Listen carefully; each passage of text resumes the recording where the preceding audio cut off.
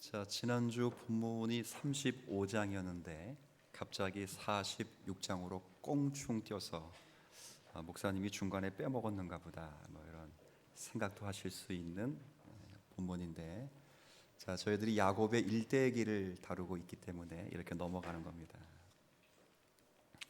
지난 수개월 동안 야곱의 일대기, 특별히 야곱의 생애를 통해 하나님의 어떠하심을 증거하시는 내용들을 보면서 우리의 인생이나 야곱의 인생이 별반 다르지 않다는 것과 야곱을 경륜하시는 하나님의 섬세한 섭리의 손길은 여전히 우리에게 동일한 은혜의 약속으로 적용되고 있다 하는 것을 생각하면서 은혜를 누리지 않을 수 없는 아침입니다. 이 아침 주밖에 복이 없네. 원래 제목은 주님 나의 입술로지만 들리는 가사 구절의 음정이 또 음색이 또 가사가 주밖에 내게 복이 없도다. 맞아요? 네, 그 복이 오늘 아침에 내 가슴을 또 제 가슴을 울리는 것 같습니다. 우리 주님밖에 복이 없습니다. 네, 없습니다, 진짜. 자, 오늘 본문은 어떤 내용이냐면 이제 야곱의 가족이 요셉의 초청으로 인해서 애굽으로 이주하는 그런 내용이에요. 야곱이 애굽으로 이주해 가면서 오늘 본문에 보니까 브엘세바라는 곳에 들르게 되는데, 오늘 함께 나눌 부분은 왜 야곱이 애굽으로 내려가는 중에 브엘세바라는 곳을 들르게 되었는가 하는 것과, 이곳에서 지난주 확인했던 말씀의 시점에서 20년이 지나 다시 하나님께서 나타나셨는데, 나타나셔서 약속하신 약속의 말씀의 의미는 무엇인가 하는 두 가지 사실을 참고하면서 야곱과 같은 우리의 인생길에 이 상황들을 잘 적용해서 살아내서 믿음으로 성장을 이루는 귀한 시간이 되었으면 좋겠어요. 자, 이를 설명하기 위해서는 시점이 좀 필요합니다. 생뚱맞게 11장을 건너뛰었으니 야곱의 일대기라 어쩔 수 없어서 떴으니 그 사이에 이런저런 이야기가 많습니다. 여하튼 지난주 말씀의 시점에서는 시간적으로는 20년이라는 시간이 흘렀습니다. 그 시간 속에 야곱이 가장 사랑하는 아내였던 누구예요? 라헬이라고 하는 아내가 죽음을 맞게 되었습니다. 질병으로 인한 죽음도 아니었습니다. 아내들 중에 가장 나이가 어린 아내였습니다. 하나님 앞에 불순종해서 죽은 것도 아닙니다. 오히려 하나님의 약속의 말씀을 성취하는 중에 내 백성이 너의 후손이 많아지게 할 것이다 라는 약속의 말씀 가운데 후손을 낳다가 그냥 죽게 되었습니다. 마음이 너무 아픈 야곱의 사랑은 이제 그가 낳은 아들 누가 있어요? 요셉에게로 쏠린 것입니다. 나이 늙어 낳은 아들이었기 때문에 사랑했을 수도 있겠지만 자신이 사랑하는 아내였던 우리 야곱의 일대기 봤잖아요. 오직 사랑한 사람 누구밖에 없어요? 나머지는 다 액세서리에 불과했던 여인들이었죠. 오직 사랑했던 라헬의 아들이었기 때문에 야곱의 사랑은 그에게 더 쏠렸습니다. 다른 아들들에게는 전혀 주지 않는 채색옷을 입히며 야곱은 요셉을 향한 자신의 마음을 마음껏 표현했습니다. 그러던 중에 야곱은 도저히 상상할 수도 못하는 그런 일을 만나게 되었어요. 그건 다른 게 아니라 요셉을 시기하는, 그리고 아버지 야곱으로부터 사랑을 더 많이 받고 싶어 했던 요셉의 이복 형제들이 요셉을 애굽의 상인에 팔아버린 것입니다. 이역만리 땅 끝에 끌려간 요셉은 애굽의 노예가 되었다고 생각되겠지만, 스스로 됐지만, 그러나 형들은 요셉이 노예로 끌려갔다 이렇게 말하지 않고 그의 채색옷을 벗겨 염소의 피를 발라 아버지에게 가져와 그가 죽었다라고 말했습니다. 야곱은 청천벽력 같은 소식을 들으면서 이제 야곱에게서 요셉은 죽어 마음에 묻은, 가슴에 묻은 자녀가 되었습니다. 시간이 한참이 흘렀습니다. 근데 이게 웬일입니까? 죽었다고 생각했던 요셉은 살아있고 그냥 살아서 연명하는 정도의 수준이 아니라 대제국 애굽이란 나라를 통치하는 제1총리가 되었다는 소식을 듣고 너무도 충격적이었습니다. 살아있다는 사실만도 굉장히 큰 놀라운 일인데 그 사람이, 그 아이가 살아있는 정도가 아니라 온 세상을 호령하는 애굽 나라의 총리가 됐다는 사실에 더 크게 놀랐습니다. 그리고 때마침 요셉은 바로 왕의 도움을 빌러 수레를 보내 이제 자기 아버지 야곱과 그의 형제들을 전부 흉년 속에서 애굽으로 이주하기 위하여 지금으로 말하면 전용기까지 보낸 상황입니다. 야곱의 평생의 소원이 뭐였어요? 사랑하는 아들 요셉 가슴에 묻고 살아왔단 말이에요. 근데 그 아이가 살아있다는 소식을 들으니 당연히 요셉을 만나고 싶은 마음이 굴뚝 같지 않겠어요? 곧장 달려가서 요셉을 만나고 회포를 풀고 한번 안아보고 마음껏 울어보고 생을 마감하면 좋겠다, 그런 생각을 한 겁니다. 이때 나이 야곱의 130세가 되었고 지난주 본문의 시점으로 떠나서는 믿음의 연단을 거치면서 20년이라는 시간이 흐른 거예요. 가산을 정리하고 70명의 자녀를 데리고 애굽으로 향하는 중에 오늘 본문의 시작입니다. 어딜 들렀다고요? 부엘세바를 들린 겁니다.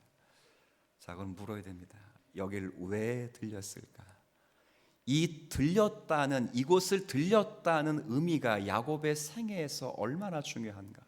그리고 우리의 생애에서 변곡점이 될 수 있는 부분은 아닐까라는 걸 물어야 돼요. 왜 들렀을까요? 죽은 아들을 보는 일이 급하지 않았기 때문에 들렀을까요? 아니에요. 이런 생각할 수 있습니다. 애굽으로 가는 경계선이구나, 그 길목이구나, 그렇게 생각할 수도 있어요. 그렇지 않아요. 이 부엘세바가 가나안 땅과 애굽의 경계선인 것은 분명하나 돌아가는 길. 여러분이 포항을 가신다면 어떻게 가시는지 내비를 찍어보시면 딱 나와요. 근데 내비가 강릉 쪽으로 돌린다 그러면 희한한 길이에요. 그런 길이에요. 그럼 왜 일부러 야곱은 이렇게 부엘세바를 먼저 들렀을까? 오늘 답이 1절에 기록되어 있어요. 이스라엘이 모든 소유를 이끌고 떠나 부엘세바 이르러 그의 아버지 이삭의 하나님께 뭘 하려고요? 뭘 한다고요? 제사. 지금으로 말하면 뭘 것 같아요? 예배라고 칩시다. 예배. 좋아, 예배. 하나님을 만나러 갔어. 하나님을 만나러. 근데 앞에 성경은 참 섬세해요.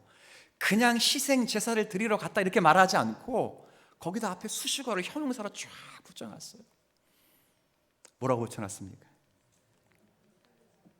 맞아. 앞에 그의 아버지, 그는 야곱이에요. 그의 아버지 이삭의 누구에게? 하나님께. 이게 무슨 말이에요? 여기에는 자기 야곱의 아버지 이삭과 하나님과의 좋은 추억이 있는 곳이. 이 부엘세바는 우리나라 말로 바꾸면 맹세의 우물이에요. 맹세. 우물을 팠는데 하나님이 나타나셔서 거기서 하나님이 언약을 갱신해 주셨다. 그래서 맹세의 우물로 이삭이 바꿔 부른 이름이에요. 물론 이삭 앞에 선대에 지금 야곱으로 말하면 할아버지 아브라함이 이곳에 있을 때 하나님이 나타나셔서 약속하신 장소이기도 하지만 지금 이 야곱은 아브라함의 하나님 이렇게 말하지 않고 누구의 하나님? 이삭의 하나님이라고 말했을 때 이삭이 이곳에 있었던 거예요.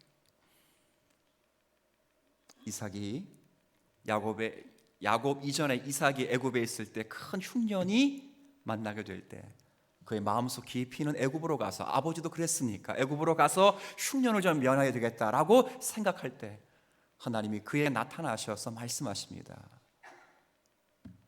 이삭아 애굽으로 내려가지 말고 내가 너에게 지시할 땅으로 가라라고 말씀하시고 그 지시한 땅이 블레셋 왕 아비멜렉에게 쫓겨서 마지막에 거한 땅이 어디라고요? 이 브엘세바예요, 브엘세바. 거기서 마지막에 우물을 팠는데 거기서도 우물이 나오고 하나님의 살아계심이 계속해서 나타나셔서 거기서 약속을 갱신했어요. 이삭아, 두려워하지 말라.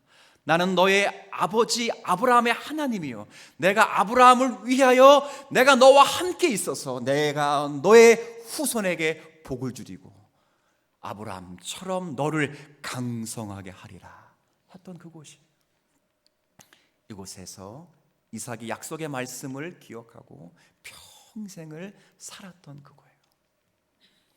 이곳을 다시 찾았어요. 그러니까 이 야곱에게는 하나님의 그 만남, 하나님의 갈급함이 무엇보다 큰 거예요. 족장들에게 있어서 이 브엘세바라고 하는 곳은 유서 깊은 장소였어요. 이곳에 찾아왔단 말이에요.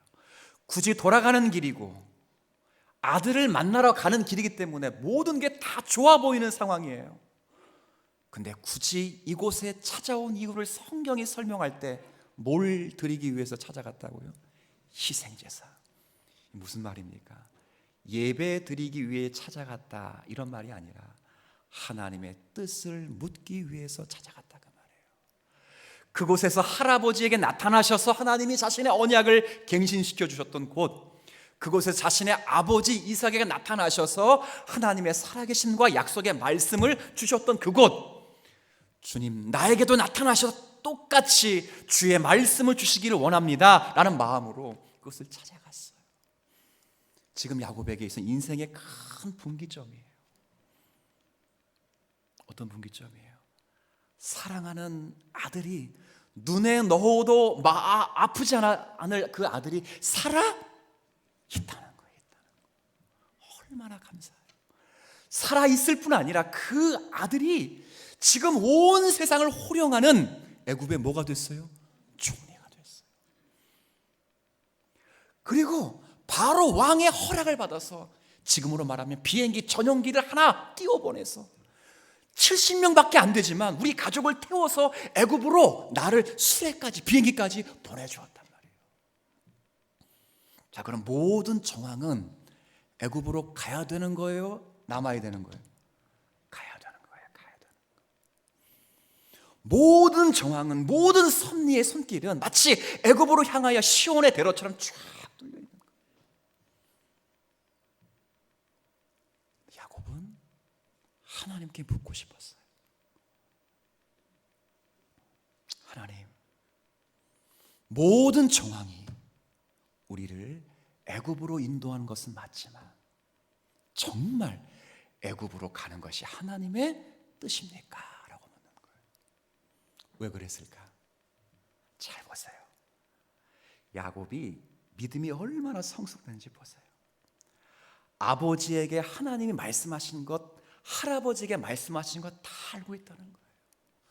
할아버지에게 하나님이 뭐라고 말씀하셨습니까? 아브라함아, 네가 이곳 즉 가나안 땅에서 내 후손이 많아질 것이라고 말씀했다고요.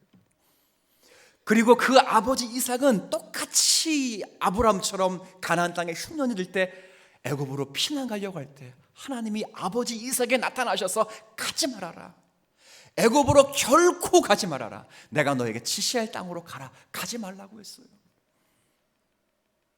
야곱에게도 결코 다른 땅이 아닌 가나안이라는 땅 이름까지 이미 야곱에게 말씀했어요. 가나안 땅에서 내 후손이 많아지게 할 것이다.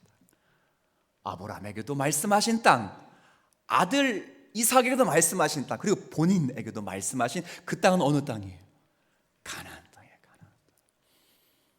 그런데 아들이 부르고 지금 흉년이 가나안 땅에 창궐하고 모든 가나안 7 족속들이 애굽으로 피신하는 그 상황 속에서 가는 것이 맞아 보이는 하나님의 섭리의 손길은 가는 것처럼 보일지라도 하나님이 딱 한 말씀 하신 말씀에 계셔서 그 말씀 앞에서 이 섭리의 길을 물어보는 거예요. 주님, 모든 상황은 지금 나를 애굽으로 가리키고 있습니다. 흉년이 그렇고 내 사랑하는 요셉이 살아있고 그리고 비행기까지 떠서 나를 애굽으로 천출하려고 지금 상황이 그렇습니다. 그런데 하나님은 애굽으로 가지 말라고 우리의 선조에게 말씀하셨는데, 이 가나안 땅에서 의와 공도의 나라를 세우시겠다고 주님이 약속하셨는데, 하나님이 허락하지 않으시면 제가 결코 애굽으로 가지 않겠습니다. 제가 이 본문을 묵상하면서 두 가지를 하나 생각했어요. 첫 번째는 야곱의 믿음이 대단히 어떻게 됐다고요? 성숙했어요. 성숙. 우리 지난주 설교 본문 기억하세요? 야곱의 뭐였죠? 연단이었어요. 연단. 그리고 점점하고 제목은 떠나 올라가시네요. 하나님이 야곱을 연단시키시기 위해서 20여 년 전에 딱 한 번 말씀하시고 올라가셨어요. 20년 동안 수많은 연단을 겪으면서 야곱이, 오늘 제목은 뭐예요? 믿음의 성장, 성숙이에요. 성숙. 그 성장의 끝으로 브엘세바를 찾아가는 거예요. 상황적으로 보면 굳이 물어볼 필요가 없어요. 애굽으로 가는 게 맞는 것처럼 보여. 모두가 다 애굽으로 가는데, 비행기까지 보내주었는데, 아들이 살아있는데, 야곱은 하나님의 뜻을 묻고 싶은 거예요. 야곱이 깨달았어요. 상황이 좋든 좋지 않든 하나님을 의지하지 않으면 하나님과 멀어질 수밖에 없고 위기에 처할 수밖에 없다는 사실을 깨달은 거예요. 신앙의 삶이 뭡니까? 신앙은 하나님을 가까이 하는 삶인 줄 믿으시기를 바랍니다. 그래서 아까 제가 이 설교 준비해 놓고 아까 찬양 드릴 때 그게 꽂힌 거야. 아까 뭐에 꽂혔다 그랬지 제가? 주밖에 복이 없다는 거예요. 신앙이 뭐냐? 믿음의 성숙이 뭐냐?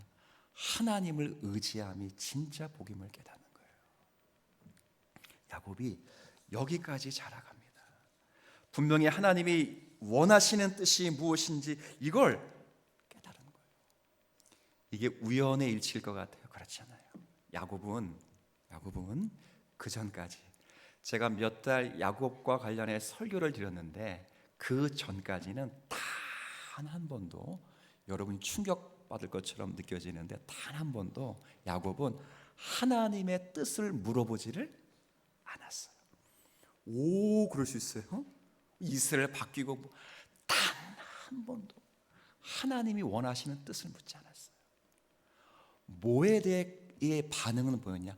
하나님이 역사하시는 일에 대해서 너무 감사한 것으로 하나님께 감사 표시는 했어요. 그런데 그거에 대해서 감사는 했지만 스스로 하나님이 원하시는 뜻을 물어보지는 않았다는 거예요. 신앙은 그거예요. 제가 이걸 가지고 여러분에게 믿음의 성숙에 대해서 뭘 말씀드리고 싶냐면, 잘 들어보세요. 상황이 안 좋고 상황이 어려울 때는 모두가 다 하나님을 의지해요.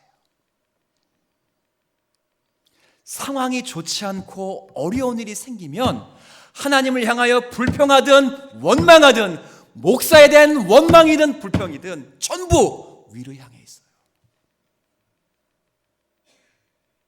그런데 상황이 좋으면 하나님을 향한 마음이 사그라들어요. 어렵고 힘들 때 기도하는 것보다 상황이 좋고 섭리적 은혜가 있을 때 하나님을 의지하는 게 훨씬 어려워요. 근데 거기까지 가는 게 믿음의 뭐라고요? 성장이에요, 성장. 저는 우리 성도들이 이런 은혜가 있었으면 좋겠습니다. 진짜 이런 은혜가 있어야 돼요. 어려움이 있으면 다 기도해요. 다. 원망을 하든 기도를 하든 탄식을 하든 다 한다.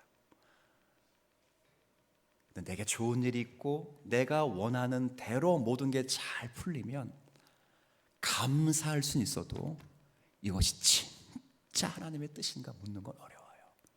뭐 할 수는 있어도 감사할 수는 있어도 감사할 수는 있어도. 지금은 야곱은 감사하는 게 아니에요. 이전까지만 해도 그는 감사로 끝냈을 거예요. 근데 선명한 말씀 때문에 하나님의 뭘 묻고 있다고요? 뜻을 묻고 있다. 하나님의 뜻을.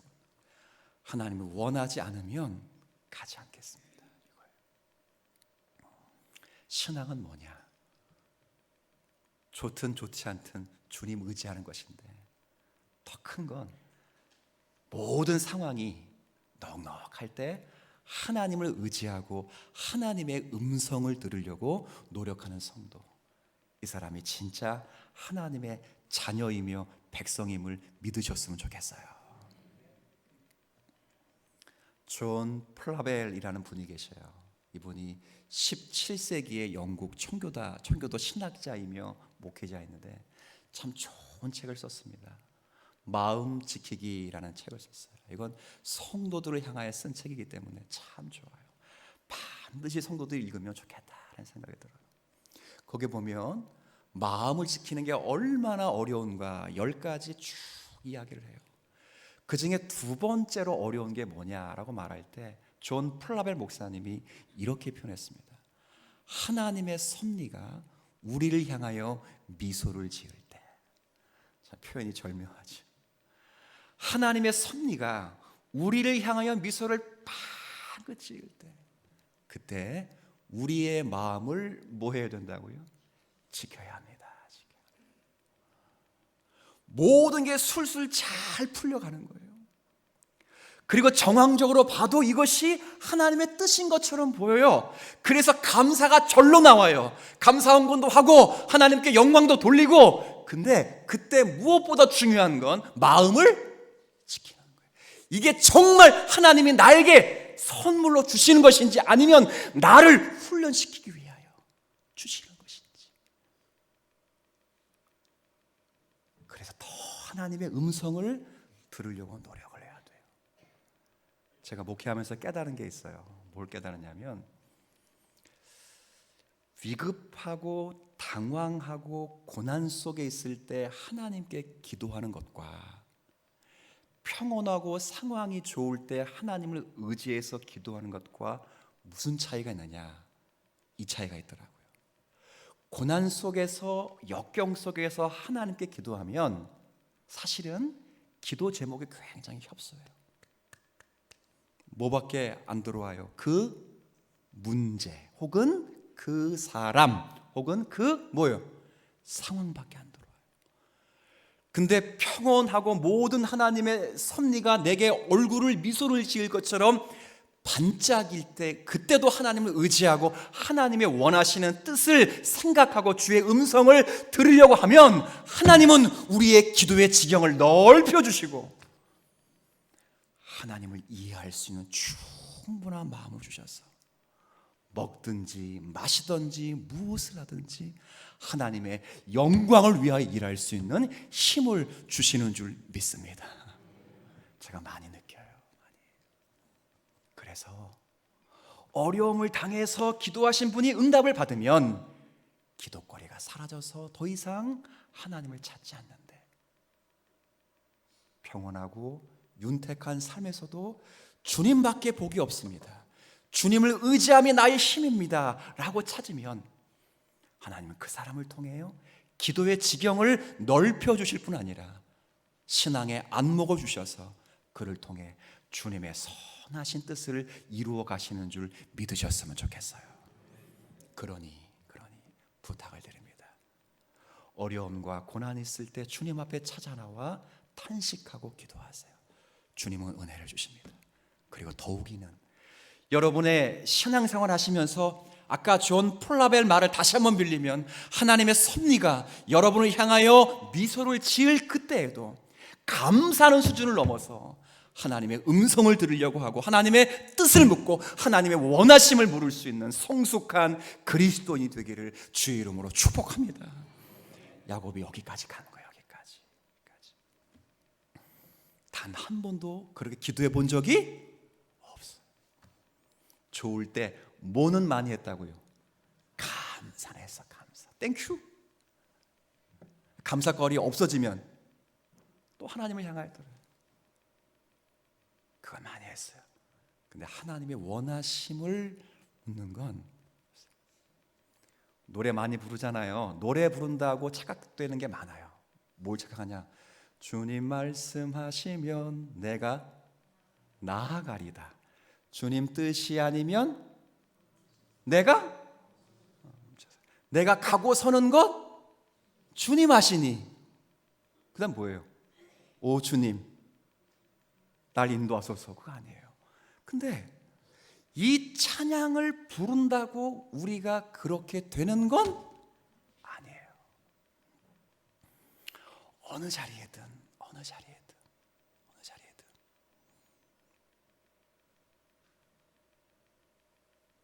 여러분이 더 좋은 자리에 들어가기도 하는 자라도 주님 말씀하시면 내가 나아가리다. 주님 뜻이 아니면 내가 멈춰서리다. 더 안 좋은 상황에 들어갈지라도 주님 말씀하시면 내가 나아가리다. 주님 뜻이 아니면 내가 멈춰서리다. 이게 지금 누구라고요? 야곱이에요. 야곱. 성장하는 거예요. 이런 성숙한 그리스도인이 되었으면 좋겠습니다. 자, 그런데 더 하이라이트는 이렇게 기도할 때 하나님이 나타나서 응답하셨다는 거예요. 자, 2절 한번 응답하시는데 즉각적으로 응답을 하셨는 거예요. 즉각적으로. 자, 1절 끝에 그의 아버지 이삭이 하나님께 희생 제사를 드리니 2절 시작. 그 밤에 이스라엘에게 나타나 이르시되 아멘. 네, 거기까지만. 죄송합니다. 거기까지만. 자, 언제 나타났어요? 이 말은 즉시로예요. 즉시로.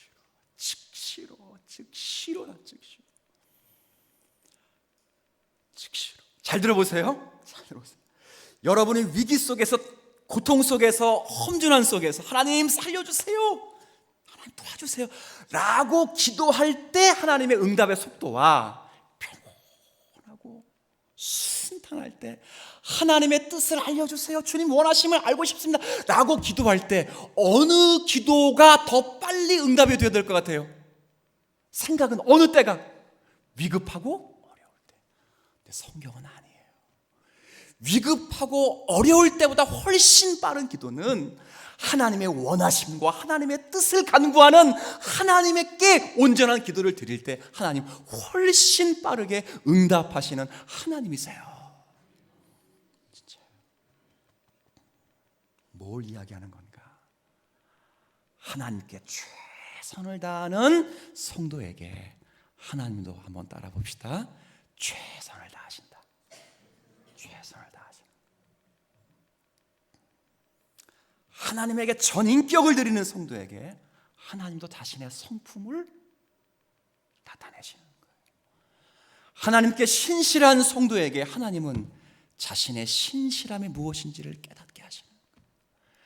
야곱이 많이 성숙해서 애굽으로 내려가는 길에 하나님 원하심을 구하실 때 하나님 그 즉시로 야곱이 얼마나 자신과 친숙한 자녀인지를 나타내시는데, 언제 나타나셨다고요?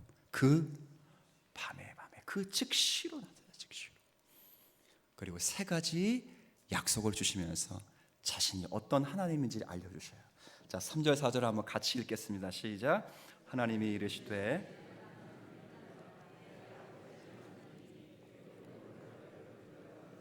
두려워하지 말라. 내가 거기서 너로 큰 민족을 이루게 하리라.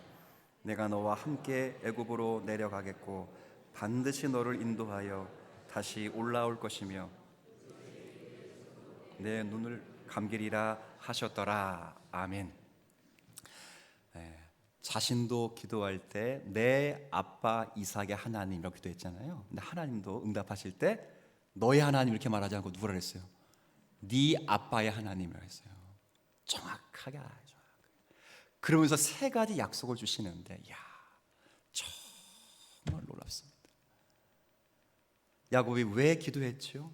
애굽으로 가는 것이 하나님의 뜻입니까? 두려워했다고요. 사랑하는 아들을 보는 즐거움보다 훨씬 큰 고통은 약속의 땅을 떠나는 고통이었어요. 과연 이것이 하나님의 선택일까? 하나님의 역사이실까? 기도했다고요. 근데 주님이 첫 번째 약속하십니다. 두려워 말라. 내가 너와 함께 내려가겠다. 야, 야곱의 마음이 시원했을까? 답답했을까?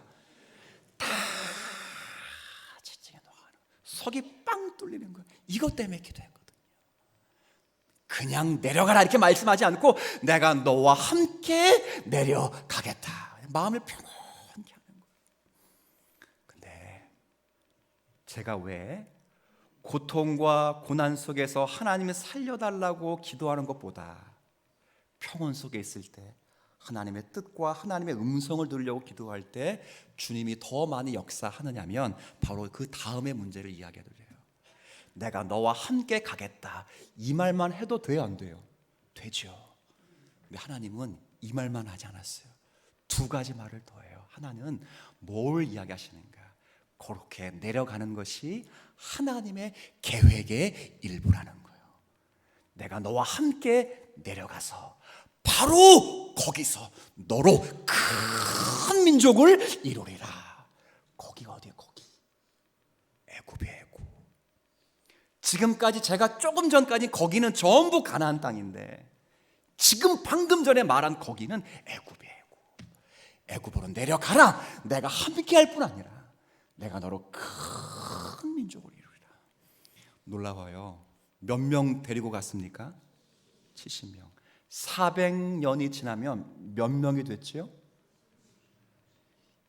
전쟁에 나갈 남자들만 60만 명이에요.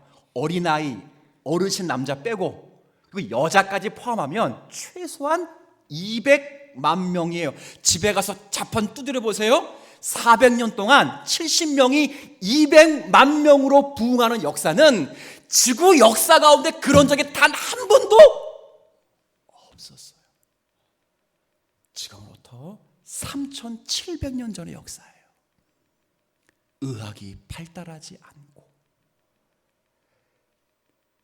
사람의 살아가는 삶이 척박한 이때에 자연적인 성장을 넘어 기적과도 같은 성장을 이룬 건 전부 하나님이 약속의 말씀을 신실히 지켜서 가능한 거예요.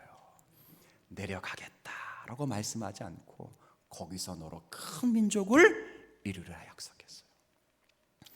여기까지만 말씀해도 돼요. 근데 야곱의 마음을 가장 시원케 하는 건 뭐냐? 다시 돌아올 수 있을까? 다시 돌아올 수 있을까? 내가 내 조국 땅을 다시 밟을 수 있을까? 왜? 하나님께서 아브라함에게 약속하신 의와 공도의 나라는 애굽이 아니라 어디예요? 가나안이니까 돌아와야 돼요. 돌아와야 돼요. 근데 주님 뭐라 말씀하세요? 아까 4절에 반드시 내가 너를 올라오게 할 것이다. 근데 올라오게 할 것이다 이렇게 말하지 않아요. 뭐라고 되어 있어요? 보세요. 반드시 너를 인도하여 다시 올라오게가 아니라 무슨 말이에요? 하나님이 함께 하셔서 거기에 내려가실 뿐 아니라 400년 동안 수없이 많은 후손을 양성할 때까지 함께 계시며 똑같이 그들이 이끌고 함께 올라오시겠다. 자, 물어보겠습니다. 야곱이 이것까지 하나님께 물었을까요? 안 물었을까요? 그렇죠. 물었을까 안 물었을까요? 아, 훌륭하시네요. 자, 안 물었어요. 안 물었다고. 하나님은 자신을 가까이 하는 자를 가까이 하시고 나를 존중히 여기는 자를 하나님도 존중히 여기시고 나를 사랑하는 자를 하나님이 사랑하시는 거예요. 여러분이 위기 속에 하나님을 찾는 것보다 훨씬 더 빨리 더 많은 기도 응답을 받는 건 평소에 섭리가 나를 향하여 미소를 지을 때도 하나님의 음성을 들으려고 몸부림치고 주님 앞에 겸손히 하나님의 뜻과 하나님의 원하심을 묻는 성도에게는 하나님이 역사하시는 줄 믿으셨으면 좋겠어요. 여러분, 이 말씀 있죠? 로마서 8장 28절, 하나님을 모하는 자. 그렇죠. 그래서 뒤에 보면 모든 것이 합력하여 선이 되느니라, 선을 이루느니라. 근데 앞에가 뭐예요? 우리가 알거니와 하나님을 모하는 사람? 다 알잖아요. 근데 왜 쑥스러우니까, 자, 다 같이 하나님을 모하는 사람. 네, 맞아요. 하나님을 사랑하는 자. 누구에게 하나님이 선이 이루어지는가? 하나님을 열렬히 사랑하는 자, 하나님을 뜨겁게 존중히 여기는 자, 하나님을 의지하는 자, 그런 자들에게 하나님은 선하신 뜻을 이루어 주시는 거예요. 그러니 하나님을 의지하십시다.